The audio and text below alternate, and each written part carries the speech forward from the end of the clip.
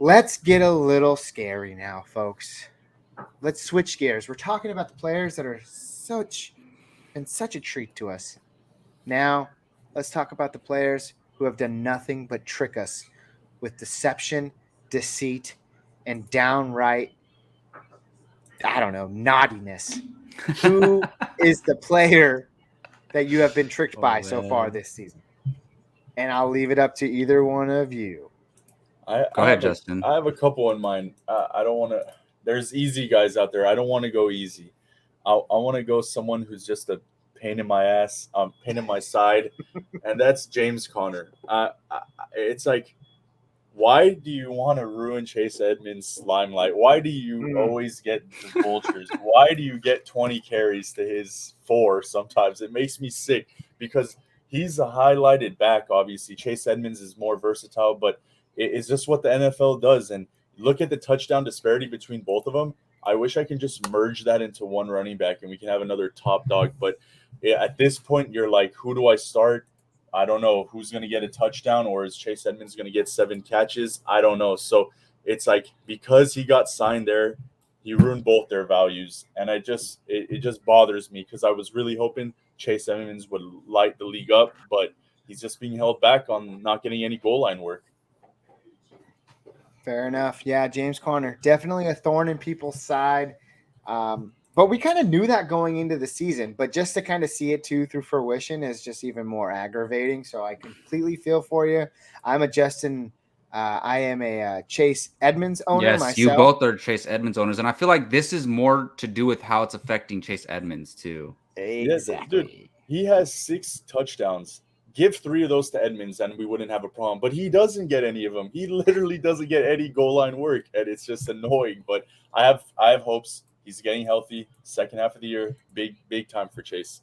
Jacob, before we move on though, who is your treat? I mean, your trick. Who No, have you my been tricked by this trick, year? and I took this word literally because this man and this team in this situation tricked me, and it. The reason why I feel so strongly about it is because my my reputation, you can say, as like a fantasy analyst is on the line with this guy, and that is Sam Darnold.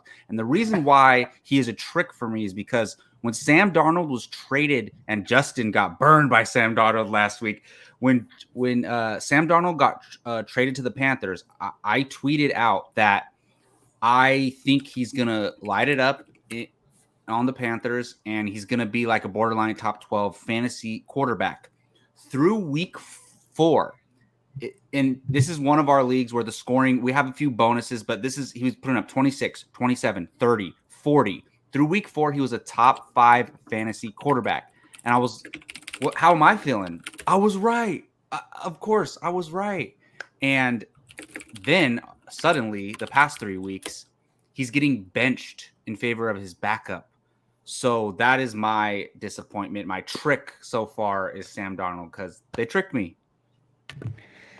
What are you going to do, friend? What are you going to do? You know what? There was so much talk and debate on this particular podcast about Sam Darnold and the possibilities of him escaping Adam Gase.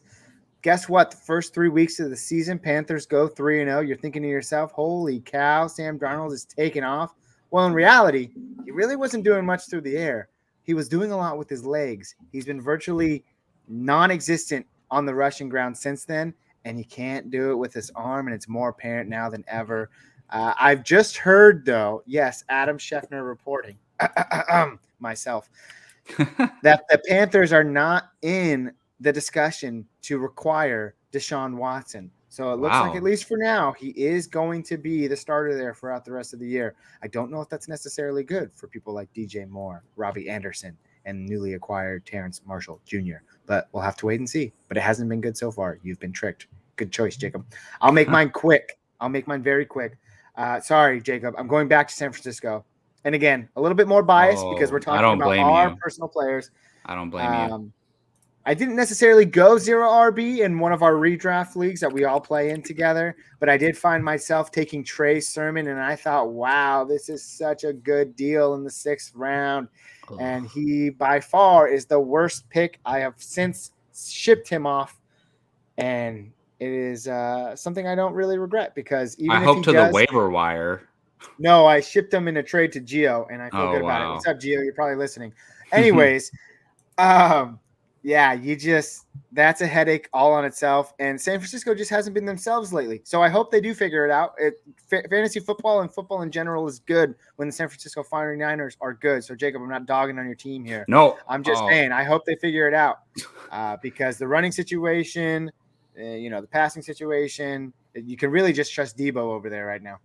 You're actually being too kind, Gabe. Do we have time for me to talk about the 49ers and Trey I will Sermon? give you 1 minute. No, we already know this. I've talked about it way too much. I'm just like, honestly, he should be dropped in every league. Like, and I haven't dropped him. I can't drop him because I've spent such a high draft capital on him. But I wouldn't blame anybody if he hit the waiver wire. Like, he's useless. Sunken cost fallacy, man. In fantasy. Couldn't have said it better myself, Justin. Well, there you have it, folks. Our tricks and treats of the 2021 season.